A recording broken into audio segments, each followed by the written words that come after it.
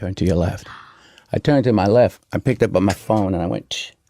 I didn't turn to my left and look around. I just heard turn to your left. What was the picture? Oh, my. That's breathtaking. Sorry, guys, for those that you can't see, it is literally a blue sky and it looks like wings.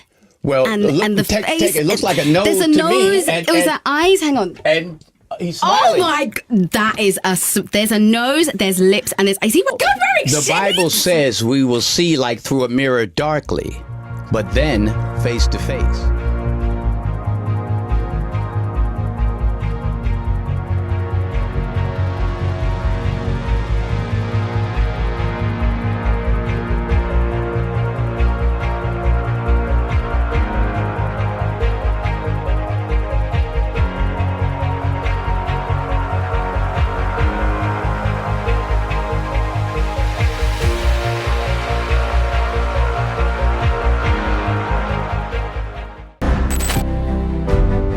Hello everyone and good evening. This is New Frank and today we're going to talk about the Shroud of Turin. You can also call me the Artist of Revelation if you like. So this broadcast goes out to my students and it goes out to everyone listening around the world. I think today we have a great discovery of 12 images hidden inside the Shroud of Turin. So let me give you a little bit about it if you haven't ever heard of it. All right, so the Shroud of Turin first came out in 1354. Now it was found by a French knight named Geoffroy de Charnay. Now this is the same knight that wrote the book on when they say is dead, chivalry is dead. That's the same knight that wrote a book on that, which is kind of cool. Now he held on to it and he was able to present that. And now the shroud is at the Vatican.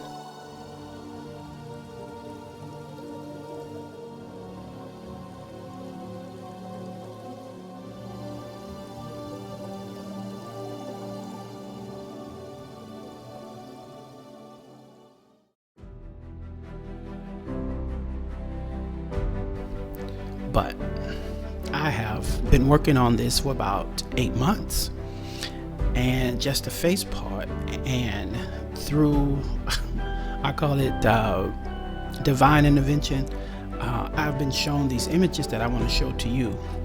And when you look at these images, I just want you to kind of make up your own mind. But I am a teacher, so this will be something like a class. So when we look at these images, we must go by something called intent intelligence. So intent intelligence means that when we look at something, it must have intent and it must have intelligence. So when we look at humans, we know that humans have 2 eyes, a nose, a mouth, and the eyes from the nose have a certain proportionate distance. The eye is not in the back. So we know who created the humans, did it with intent, did it with intelligence, right? The same way if you look at an animal, all animals, most of them has 4 legs. You look at insects, they got between 6 and 8 legs, right? So what we're trying to see today is when we see an image, and I point these images out to you, they have to have a form of intent, intelligence, not just shadows to where we feel like we have to wing it or try to make it into something it's not. It has to have an eye, nose, arms, legs, and it has to be in a certain proportion to show the intelligence of the person that created it, right? So one of the things that we are debating is this right here. The person that was wrapped up in the shroud, if it was Jesus Christ, they're saying that these images happen on the 3rd day when he was resurrected, or it happened before, right? And they're saying that if it was a resurrection, then the light from the resurrection was so bright that it left these images in there. Now some people say that it's just a forgery, it's just a man, right? it is a big puzzle in the scientific community about what this really is. So we're going to jump right in today, if you can see my mouse, and we're going to start with the first one. Let me introduce my screen to you. Over here, you're probably looking at all these buttons.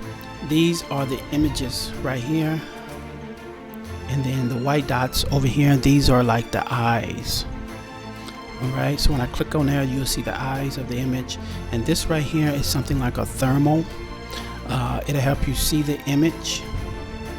Alright, and we're going to start with number one. We're just going to jump right into it. Alright, so number one, we're going to start here. Alright, so as we look, we can look at what we call the Jesus cross. I had to give it a name because things need a name, so I'm giving it a name, the Jesus cross. You can call it what you want. So first we're going to look for intent, intelligence. So I'm going to make it big so you can see. First thing we're going to look at is the eyes right here and right there. Now we're going to see it on the big screen in just a minute, but I'm just pointing it out small, and then we'll look at the original. And I made it brighter so we can see it. If you look here at the nose, right, you can see a nose line. It looks like shoulders there. Look over here, and shoulders. And that looks like a sleeve and a hand and a thumb to me. You tell me what you see. All right, I see a form of intent. I see a form of intelligence right here. All right, I will zoom this in a little bit. I like to give you, the audience, a chance to try to find it yourself on here. So what we're going to do, we will set this clock right here, 2 seconds. See if you can find this image up here. Some of you probably already found it already. All right, so we'll take this away, and we'll do this each time if we have time. All right, so put the eyes on. As you can see, click the white dot, they go away. All right, so first thing we're going to look at is this image right here, but we're going to go thermal and make it big for you, and this will be image number one right here. Do you see that? So as you take a look at that, what do you think about? Does that look like a man to you? You see a beard, you see a nose, you see a sleeve, it's a hand right there, like an arm coming out right there. Now I'll show you without the thermal. We take it off. Here we go. Now what do you see? Look at that hand right there. Look at the face. Look at the eyes. It has the back part of your eyes right there. Look at that nose. Let's make it a little bigger. What do you think? You think that is just random? Okay. All right. So that is image number one. Now, image number one on the cross. As you see, Jesus on the cross. Everybody knows about this, most people. But when you think about it, I like to give little advice for life. You know, one of the things that I went through is understanding what the cross means, is understanding knowledge and wisdom. And once you get older, you'll understand how these two work. So knowledge always comes before wisdom. Let's say that you're a celebrity, or you know celebrities, and they have knowledge. They can sing, they can rap, they can dance, they can do something. The knowledge will get you there. But the mistakes that you make while you're there, wisdom comes later and say, hey, you know what? I don't want to party no more. I don't want to have 3 girlfriends no more. That's wisdom coming. So knowledge will always come first. Wisdom will come second. So what that means in real life is the knowledge that you have right now, it will take you far. But the wisdom is something that God gives you that says, hey, you don't need to be doing that. Watch out. So remember that when you have knowledge, you need to allow God to give you the wisdom on how to use that knowledge. All right, let's go to image number 2. So image number 2, all right, we go over here to what I call is Adam. Now, this particular image, let's go over it. It looks like, to me, a man grabbing fruit, like in the Garden of Eden. So let's look at this first. Let's show intelligent intent. Let's look at the eyes. All right, nose. We're looking for a mouth, a head, right there. We're looking for an arm, shoulders, and we see a back part. Let's make it a little bigger. Look at that up close. All right, we see the eye, the nose, the mouth right there. By the way, the white dots is I put that there. That's not part of the shroud. That's just something to enhance, to show your point of origin. All right, so right there, look at the arm. Looks like he's reaching for fruit. He's hanging on with this arm. And you look at the back, and you can see the head to me. All right, what do you think about that image? Now, I'll set the timer over here. See if you can find this image on the face of the shroud. So take a look. 2 seconds. I was going to set it to 3, but I thought it'd take too long. So we got 12 to get through. All right, time up. Did you find this image on here somewhere? All right, let's take Adam away and let's turn on his eyes. You see it? On, off. It's right here. If you was able to see it, congratulations. All right, first let's go thermal. Right here. Let's go thermal. Right here. So you can see it. And let's make it big. All right. So as you can see, we see the arm. Right. You have the face and the body. Let's make it a little bigger. So this thermal helps you, I created, helps you to focus more on it. Get that focus just right. All right, we're gonna do it without the thermal. All right, let's take that off. And here we go. Look at that right there. What do you think about that right there? All right, so look at the arm. You got the back, the face, the arm right there. Does that look like a man to you? What does that look like? All right, leave your comments below. Don't forget to subscribe. Look at that. So the reason that I call this one particular Adam, as you can see, I have this separated. I have this separated in the Old Testament and New Testament. So I have the Old Testament over here and I have the New Testament over here, as you can see. All right, so one of the things about Adam in the Garden of Eden is that they was put in the Garden of Eden and they was together as a mate, Adam and Eve, and they was supposed to not eat from this certain tree, but they did anyway. Eve ate first, and then she gave it to her husband, and then he ate, and that went against God's law. One of the things I want to explain to you is that sometimes in life we have something called the mirror effect. When you look in the mirror at yourself, the mirror will only show you what's wrong with you. It won't help you fix your mistakes. And sometimes when you're looking in the mirror, you're looking into the past. And anybody can be a mirror in your life to remind you of what you cannot do.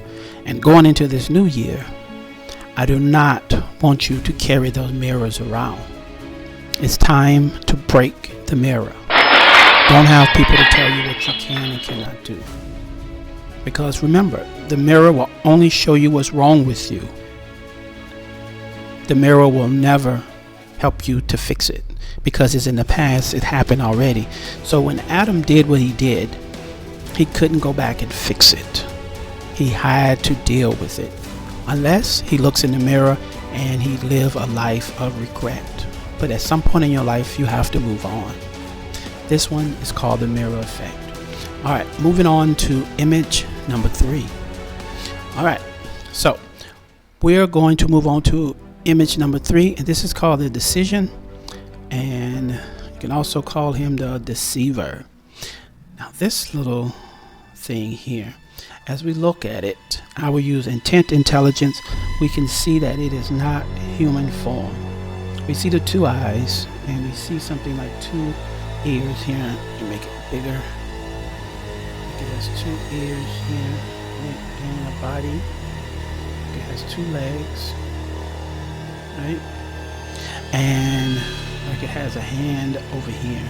Now I believe that this is the entity that deceived Eve. Something that looked innocent, like a puppy. Something that you would trust. Nothing grotesque at first. Not at first. Not now. Right? This is when the enemy still had a body. Right? So I want you to look around to see if you see it on here. We'll set the timer for 2 seconds. Take a look. See if you see it. I give you a hint. It's close to Adam. Do you see it?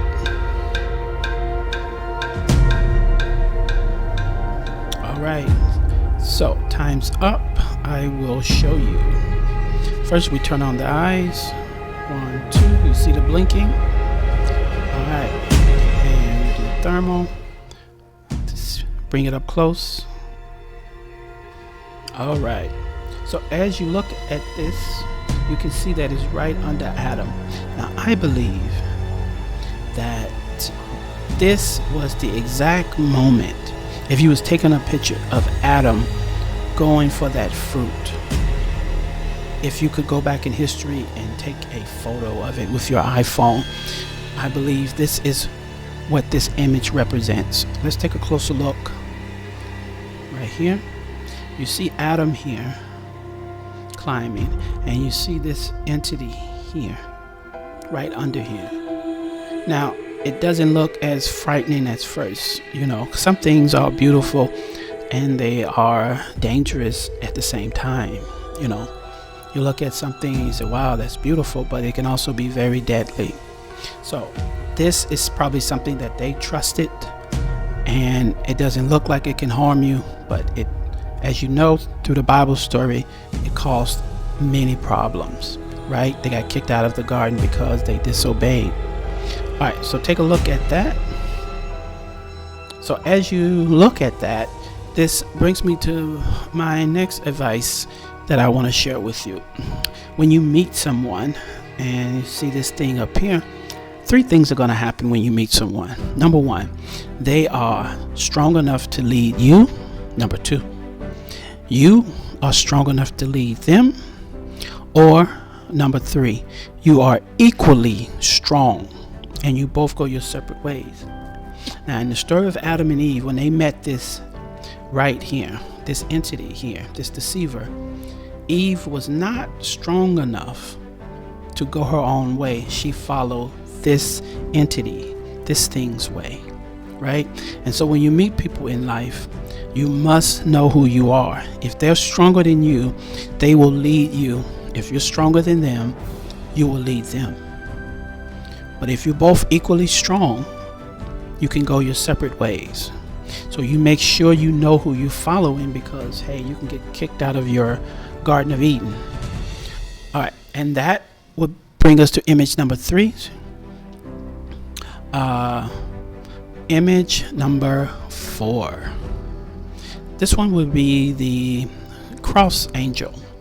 So the cross angel is, sorry about that. So the cross angel, I'm just going to put his eyes on. It's right here. What we call the cross angel. And I believe that, I know that it doesn't, as we take a look at it close up, that it doesn't fit the description of a human. And that's okay, because we're talking about something different, something spiritual here. But what I'm focusing on here is that how the cross angel is holding on to the arm of Jesus. It's like when he's on the cross, he's not alone. It's like somebody is there. And it seems like his arm is stretched out and he's holding on there. Now, you have to use your imagination a little bit. I'll give in on this one a little bit. But I would like to believe that this is part of this story.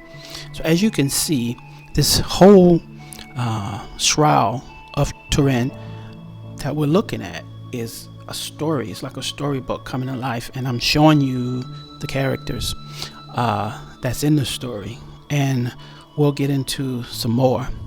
But take a look at that, and it's like saying to you, someone is always there for you. If you ever had someone that's always there for you, this is what it was like. All right, so that would bring us, take a look at that. Let's see, image 1, 2, 3, 4. All right, that brings us to image number 5. All right, let me know what you think. This one, we're going to go to the tree of good and evil. Now let's take a look up close. Now, this is a funny looking tree. I know what you're thinking, but here's my thought on it. I believe that when God created this tree, good and evil, and this tree was created to give them a choice. Now remember, God has to give you free will, or if not, you just be like a robot.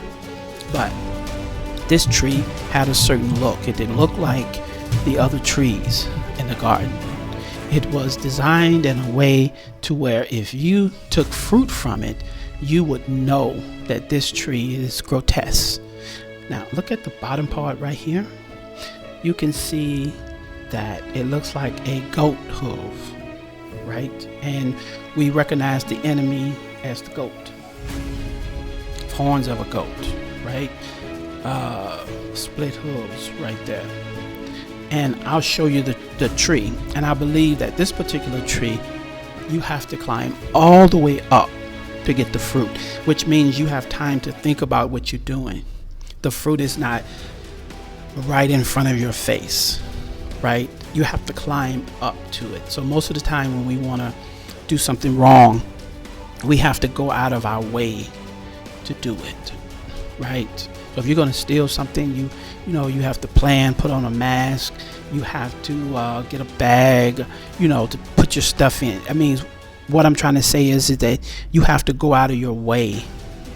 And while you're doing it, you have time to think that, hey, why am I putting on a mask and getting a bag? I need gloves so I don't leave fingerprints. So that's giving you time. So Adam had time when he's climbing this tree to think about what he's doing. It's all the way up there. So just take a quick look. Now, these are not eyes, these white dots. I put them here just so it'll help us to identify what we're looking at. All right, so see, there's 2 seconds on the clock. See if you can find this tree. I think you can. All right, so just scan for yourself. See if you can match that up. If you see it. All right, time is up. All right, so this is the tree of good and evil. Let me show you where it is on here. There it is right here. So let's do a close-up. It's under thermal and see. So you can see here, you see the hoof, see how weird it is, and you can see all the way up that Adam is climbing up this tree to get the fruit, but he has to start all the way here. And this is something that, where you will not be tricked. God ain't trying to trick you. You know that's wrong, right? Because you can see it, right? So it's a difference. All right, let's do it without thermal. Let's take that away. All right, let's just take a closer look.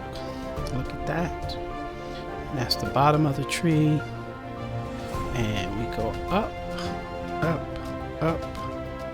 Here, once again, you see the face.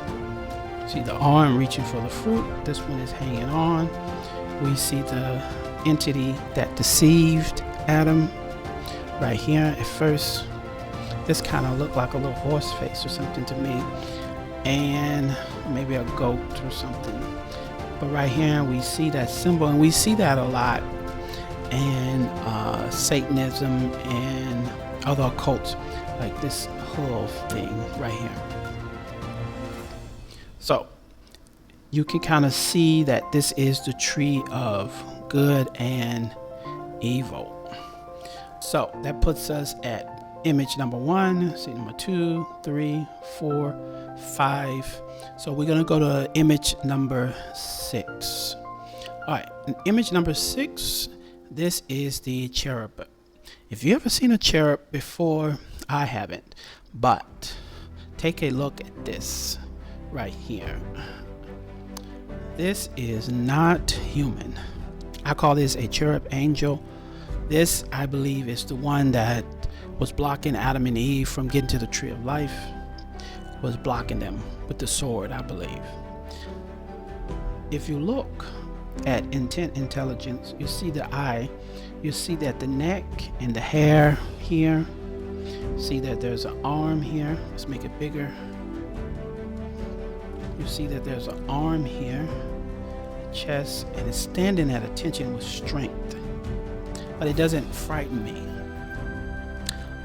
You see ears or something, but it doesn't give the classification of a human to me. It's something else, alien-like. But here, I don't know if it's on his knees praying or standing right there. Your guess is as good as mine on that one. But you can see from the face over here that it is in real image. You see the arms, how strong. Now imagine if you had to fight something like that. This is something like, I don't know, Iron Man would have to fight. I mean, Superman. This looks super strong. I would not want to go up against this at all. All right, so this same image is on here. I'll set the timer for 2 seconds. Take a look and see if you can find it. All right. Okay, time's up. Did you find this image on here? All right, let me take this away and show you the eyes. You see it on and off. And let's go thermal. And let's take a look. There it is right here. This is the image. We can see the eye, the face, the hair, the arms. Look at those arms, the chest. It looks like it's wearing some type of uniform or something, but I don't know if it's standing or praying or giving at attention, but you can see that it's at attention, like it's waiting for orders or something. Let's take the thermal off and closer look again. Look at that. Let's get a real good look at that. You can really see it now. Look how detailed and cut it is. Right? If you was to draw this, it looked like someone just went in and they were drawing this. You know, that's what it looks like to me. You know. But let's go back. Take a look at that, how that fits in there. Wow, that is something. How did that get in there? I didn't draw it. You didn't draw it. This is what we're trying to figure out. How did these images get in here? You know, but the cherub is a protector, strong. And when you around people, you have to ask yourself the question. Either you're there in your life, and we'll split this in two, to solve a problem, or you're there to create a problem. Now, if you're there to solve a problem, you're there to help, lend your assistance, give your ideas, if that's you. Or you are there to create a problem. That means like you are not agreeable. Everywhere you go, there's a problem. The food is never right. This is you. So when you think about this, which side do you fall on? Are you a person that solves a problem when you go out? Or are you a person that creates a problem all the time? I mean, causes a problem all the time, right? That was image number 6. Let's go back. So we have the Jesus cross. This is what we call the cross angel. We have number 3, Adam. and the forbidden fruit. We have the deceiver over here, which is number 4. We have the tree of good and evil, number 5, and we have the cherub angel, puts us at number 6. All right, moving on to number 7. All right, so number 7, we're gonna go here. All right, Jesus speaks, looking at the mouth. All right, so this particular one is, I'm not going to do a timer on this because everybody knows where the mouth is. So we're just going to go right to it. Now, this particular one is special because I believe that when you look from the side at this painting here later, you will see his mouth open. I've done it with a few friends, and it will really freak you out. So if you're looking at this on the laptop, I want you to just look at the whole painting and then turn to the side, like hold the laptop to your side like you're looking from the side at it, and you'll see, just wait a minute, and it's like an optical illusion or something, but his mouth would be open. Once you see it, hit me back with the comments. It will really be mind-blowing. Underneath this, and that's fascinating in itself. I mean, you have to, if you put this painting on the wall,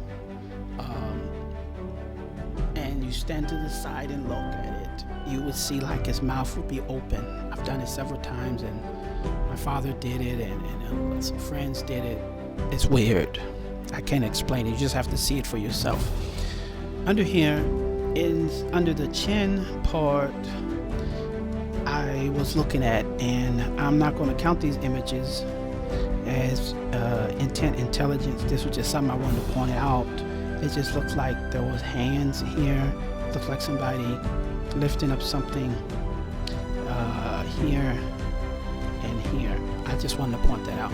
But I'm counting the whole mouth as image number 7 right here. So take a good look at that.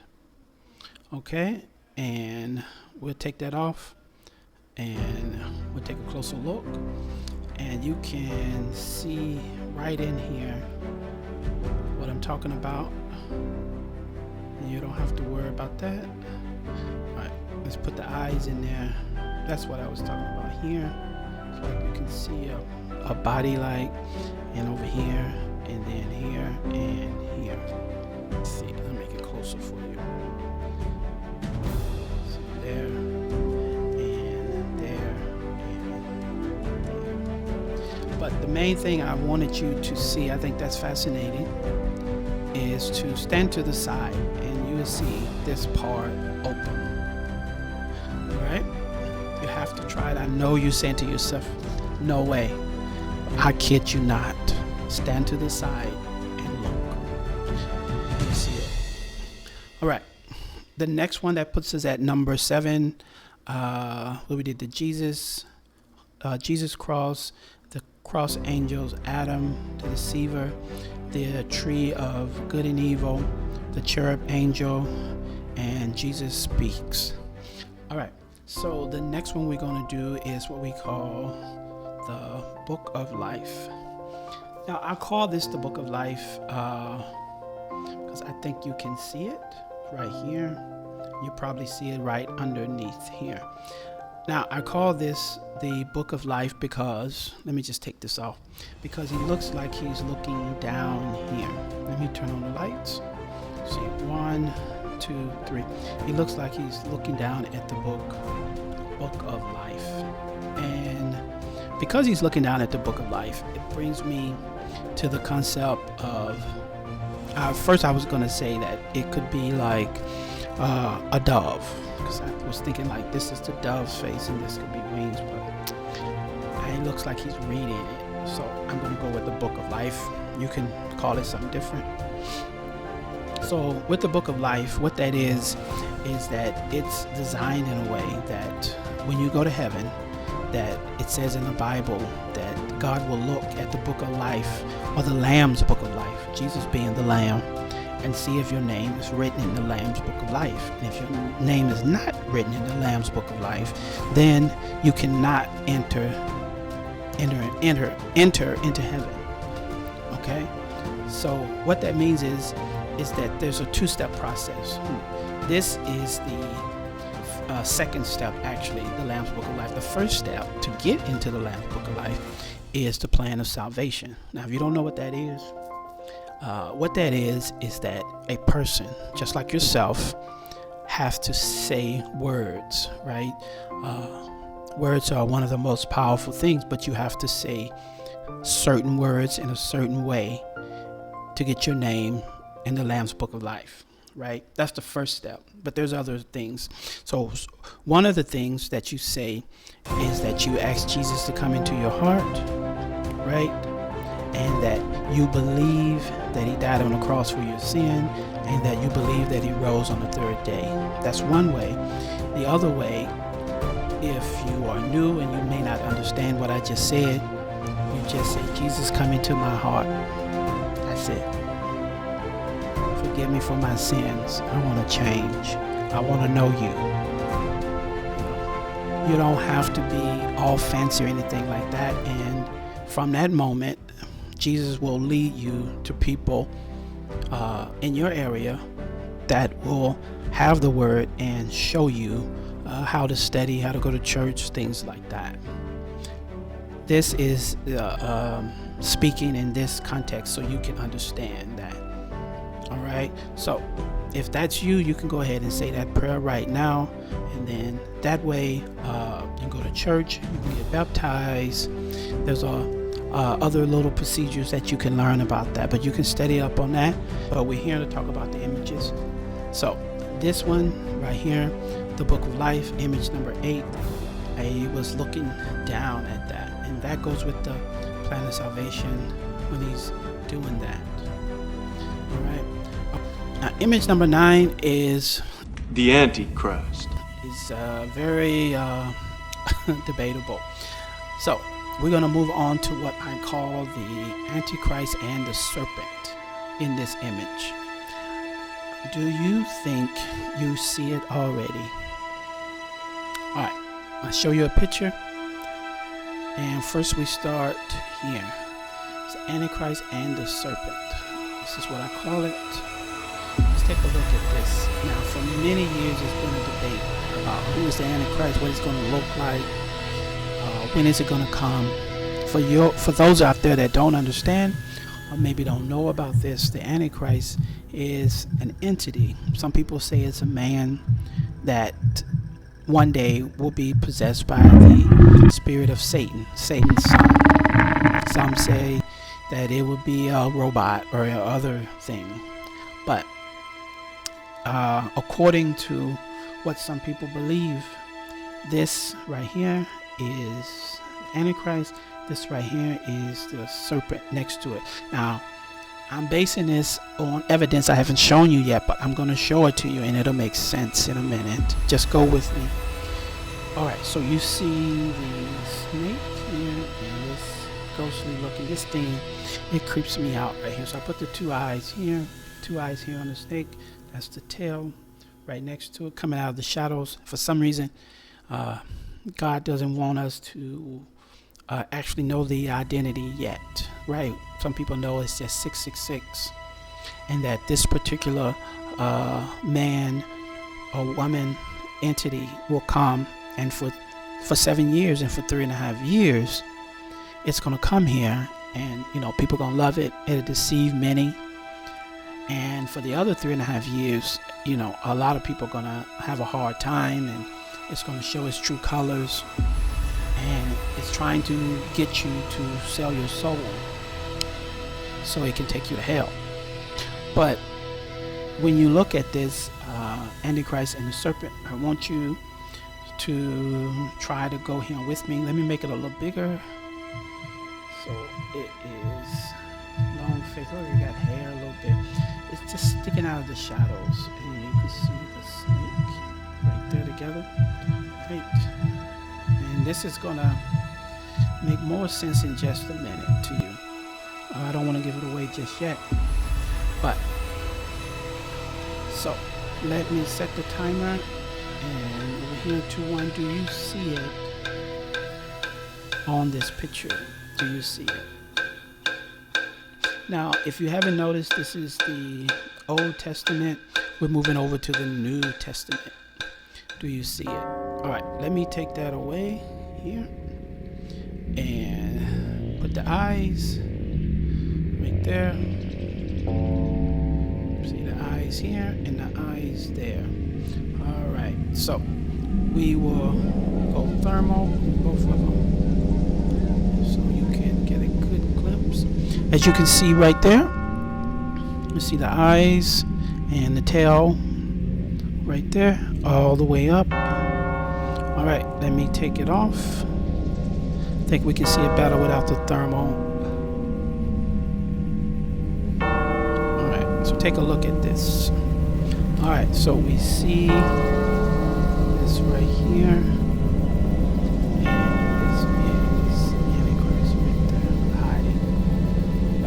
Let me show you why this makes sense in a minute. Now, there's another part that goes with the Antichrist. There is a system, the 666 system, that goes with it. This is what we call the beast, the mark of the beast. And this particular entity, that some people call it a system, that if you get this mark, you cannot get into heaven. If you get this mark on your hand or forehead, that's something you don't want to get.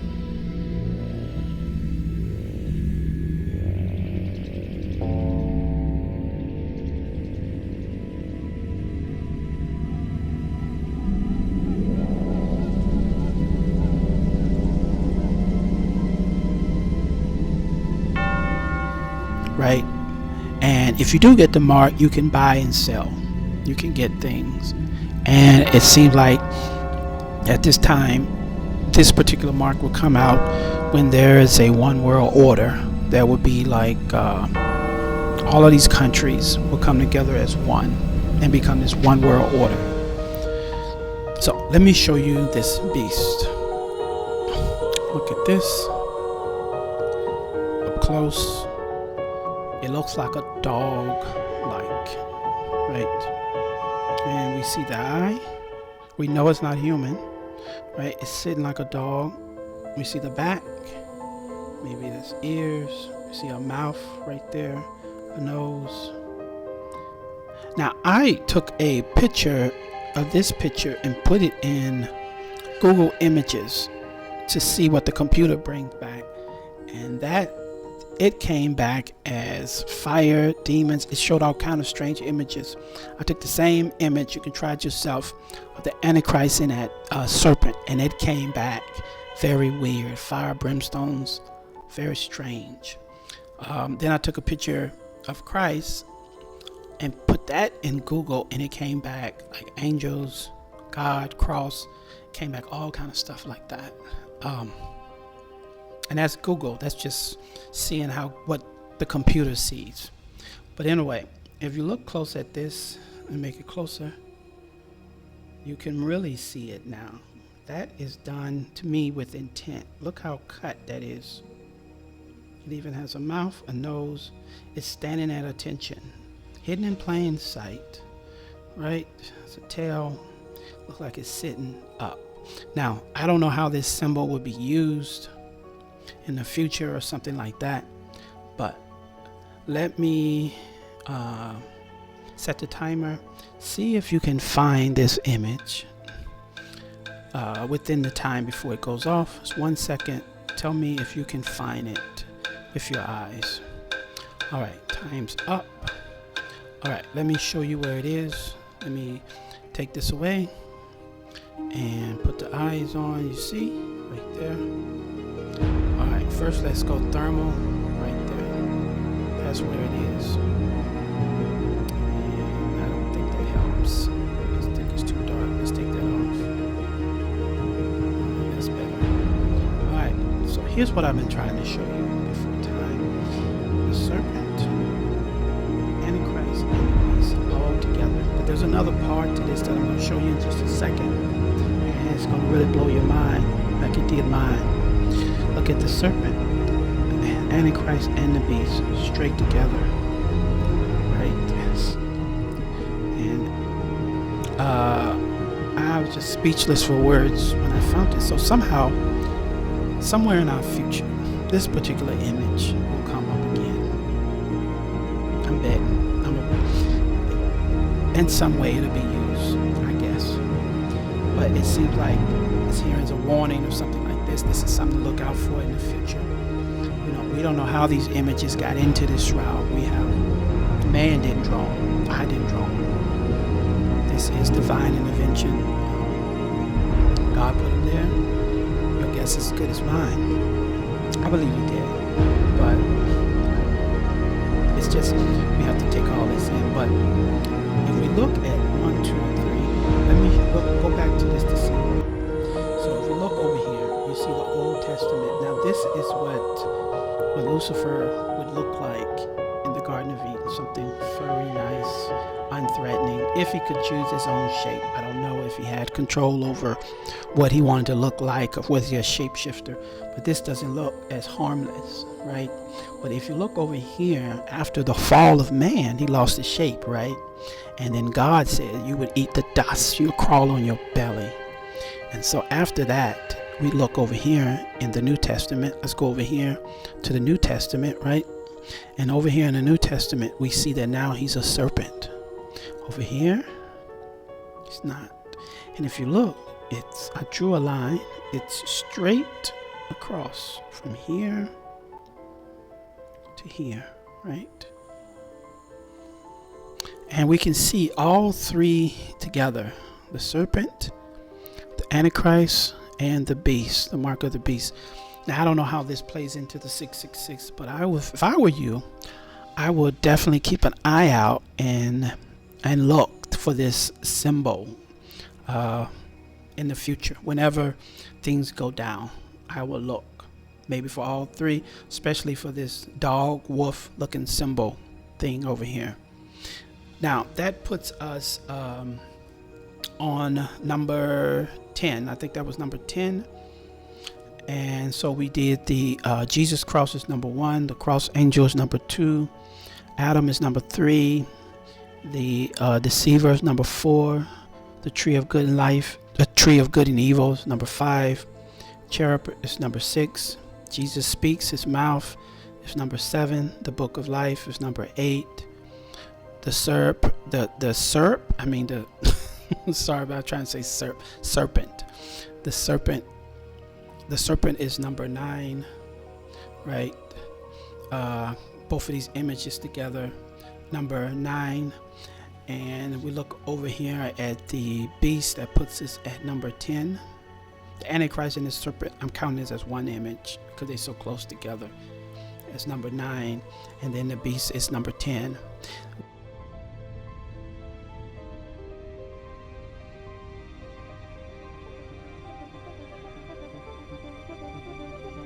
Okay, so let's take a look at this image to see what we got. Now, we know that it looks like a dog.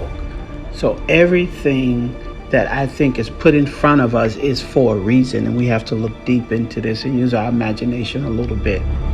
All right, so we know it's a dog. So based on that, what does that tell us? I think the question we should be asking ourselves is, why does this look like a dog, this beast? I believe that it looks like a dog because throughout history, the dog has represented some form of destruction. So let's first look at the hellhound, right? So we know the hellhound, and another name for the hellhound is called the Cerberus. Now, the Cerberus is the one that has the 3 heads and it has sharp teeth.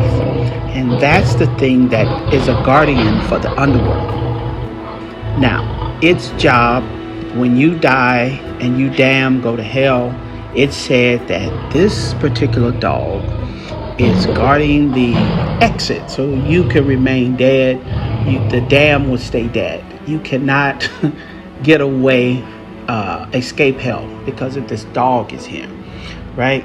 So we also got what we call, the second one is another dog. Is what we call a spectral hound, and it's like a black dog. And what it does, when you see the black dog, it gives you like a bad omen. So when you see it, something bad is about to happen to you.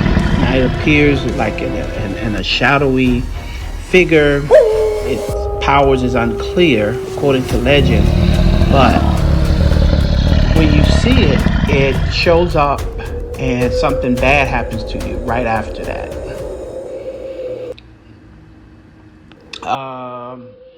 Let's look at another one. Now, another one is the demonic canine, right? Now, some of you probably heard of this one. It's called a Bargus. Now, a Bargus is a dog to where it's said to have powers of shape-shifting, invisible, that you can hear the dog wailing or making a noise right before somebody dies. But it's also, it can foretell death, and it can drive a person insane. Because that person that's dying, from what I'm understanding, is the only one that can hear it.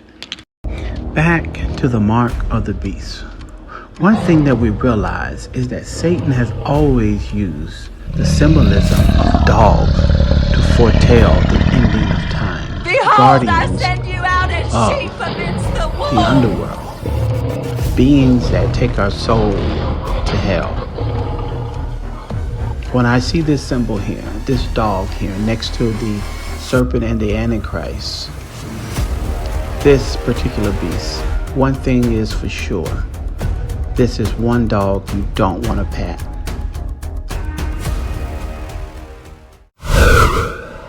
We're going to go to number 11 now. Now this one, once I show you this one, you will really see the genius of this painting that was done by some person other than man. All right. Let's go to number 11 is the what we call the Revelation cross right there. Let me make that big for you. You see that? All right, so this is 4 points. This is a cross that's in here. You see it from here. If you turn your face to the side, you can really see it, to the left or the right. There you can really see it. I put 4 dots there to show it to you a little better, right? And you can see it from this position. All right, so that is the Revelation cross right there. All right, so let's set the timer. See if you can find it on here. See what your perception is. Are you getting better at this? See if you can find it. Let me drink a little water. Excuse me. All right. Did you find it? All right. So let's take this away and let's light it up. Here we are, right there. Do you see it now? All right. We'll go thermal and see if that helps. All right. So here, you see it here from the side. You can see the straight line here from the side and down and here and around and back up again, the cross. So let's take a closer look with the thermal, see if that can help out a little bit. Can you see it? All right, let's go back down.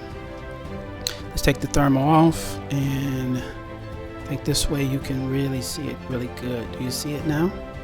That's a real cross. I didn't put it there. Look at that. Look at that. It's a cross right there.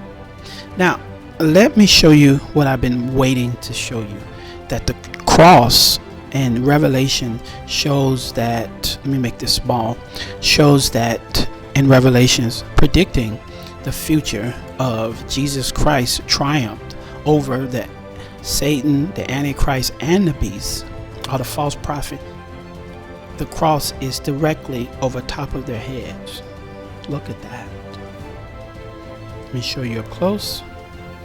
Here is the cross right here, and it's on top of them, right on top. Now that's an accident. I don't know if you can call it an accident, but that is exactly the way the Bible predicted it would be. The cross. Jesus is not on the cross no more, right? Here he is. But over here, This is the New Testament, right? On this side of his face. So it's showing the triumph of the cross being over the serpent, the Antichrist, and the beast. If that's not a future prophecy, I don't know what is. Look at that cross. That's mind blowing. How did that get in there? Right? And you have to understand, like, this is one of the 7 wonders of the world. This is the most valuable painting in the world because it wasn't done by man. You know, let that sink in for a minute. You know, Mona Lisa was done by man. We can trace it back, but this was not done by any person on this planet, right? Let that just sink in for a minute. It is a story being told here. Look at this. And we're almost on our 12th image, which is going to be mind-blowing. But look at the story we've told so far. There's Jesus on the cross, of his body, his face, the cross angel holding on, Adam reaching for the fruit. Over here, the deceiver, right? The tree of good and evil. The cherub angel over here, cherub angel. And that's the Old Testament. Look how it's separated over here. And then, you know, the book of life. And how is it that when we look from the side, it looks like his mouth is open? I can't even explain that. But it's like he's saying, I'm speaking to you. Now, and look at this right here. All 3 together. Snake, Antichrist, and the beast. In the exact order as it says in the Bible. Serpent, Antichrist, and then the beast. I don't see no, I looked on this beast to see if I see a 666 on here somewhere, but I didn't. But no doubt this is it right here. And somehow it'll play a part in the future. And now, as we get ready to reveal the 12th image we've been waiting for, the cross is on top of the 3, showing Jesus' triumph over the serpent, the Antichrist, Satan, the Antichrist, and the beast, right on top. Take a look at that. Look at that, right on top. Now, the last image that I'm going to show you, I'm just going to show you. Let's just go with it. This is what we call the face of God. Now, I don't know if it's the face of God, but I have reasons, and I'll explain them to you, because nobody has seen the face of God and lived. Like Moses, it stated that he saw the backside of God in the Bible. But I don't have such arrogance to believe. But I'm saying this based on the way the setup is, and let me explain very carefully. This particular image here, once I show it to you in contents, it is a slight possibility that this could be or not be, but it's a slight possibility that it could be. Let me explain. First, let's take a look at the face itself. First, let's see, does it pass intelligence? This is the most detailed face I've ever seen on here. I can even make it bigger and you can see it even better. Look at that. I put the 2 white dots for the eyes, but look at that. Look at the nose, the lips under there, the face. I mean, if you ever seen such a detailed face in your life, I mean, it is carved out intentionally. And this face has emotion on it. Look at that. Just take a minute and look at that for a minute. Okay, last 1-2 seconds. Can you find this face on here? Alright, and I will explain while I say this is face of God. And I'm saying that with respect, of course. Alright, if you have not found it, so I'm going to take that away. And once again, let me light it up. You see the lights blinking? All right, it's there, right there. So let's go thermal and see. Right there. You see that? All right, let me make it big and thermal. Some people see better this way. Some people see better the other way. See the two eyes, nose. Right. All right, so let's take it off thermal. I think we can see better in this case without it. Look at that. Two eyes, nose, even have a lip and a mouth. Has a chin. Let's take that in for a moment. Look at that. Even when you make it big, it even shows it even more. Look at that. Two eyes, nose, mouth. That is... Now let me tell you why I said what I said. Not out of arrogance, but somebody wanted us to see this, right? We have to come to that conclusion. I mean, why else is it here? And it's drawn out in such detail. I mean, this is not even from our planet. I mean, nobody that could do this in a shroud. I mean, it's miraculous. So look at this. I call it the face of God because it's looking directly at his son, the emotions, right? Look at that face. This is the way a father will look at his son, right? If that's your son up there, mother or father, look at that compassion, the love in that face. I can feel it. I'm looking at it from here. Here's something else that's in here. This is, you see Jesus' hand here? Make it bigger. You see Jesus' hand here?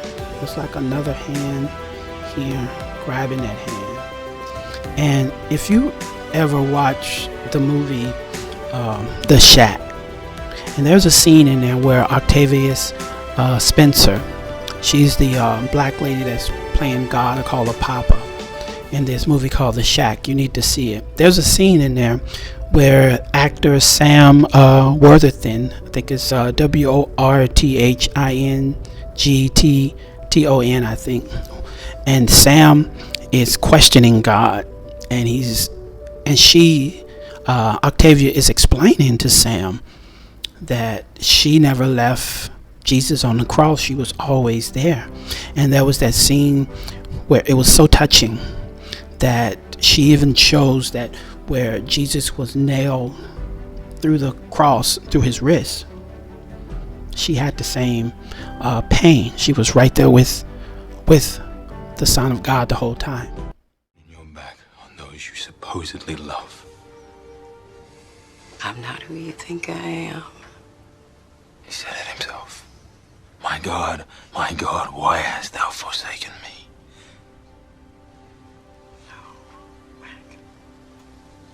You misunderstand the mystery.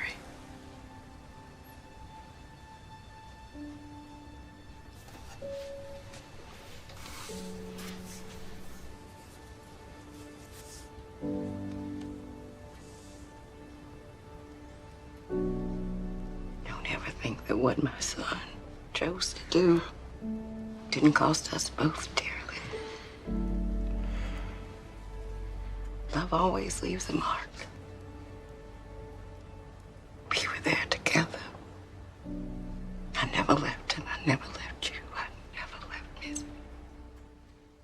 This side right here, God has a cross right there, as if, you know, like if you're proud of your son and you bring his trophies home with you, the cross is right there on the side of God, on the face, right? Look at that right here. I'll show you if you can see it better this way. Right here, the cross, the face, you see the hand, the two eyes, the nose, the mouth, looking directly at his son. This is a picture for us on this planet to realize that he's real. We don't have any evidence to prove otherwise that somebody went in and drew this out. My best guess is that if this is Christ, that on the third day when he risen the light, the power of heaven, like all the power in the universe, when that hit, that he left us a will. You know how you leave your children a will? You want to make sure that they're alive, that not that they're alive. You want to make sure that they understand something. You leave a will and testament. This one, you know, the Old Testament and this is the New Testament, making sure that you can see it and understand it and present it to the world as it is. And the only thing I added to it is the light, the white dots for the eyes. Everything else you're seeing is original. Over here, Old Testament, New Testament. And like I say, this particular painting that's created for us, it's like that will and testament that God leaves behind for his children to say, look at this. I want you to see this. It's not smudges of shadow. It's real images. And we can choose not to see it or we can choose to see it. But I believe that when he left, like I told you, God is a forward moving being.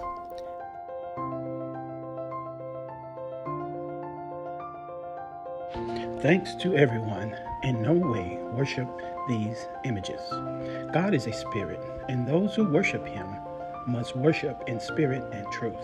John chapter 4, verse 24.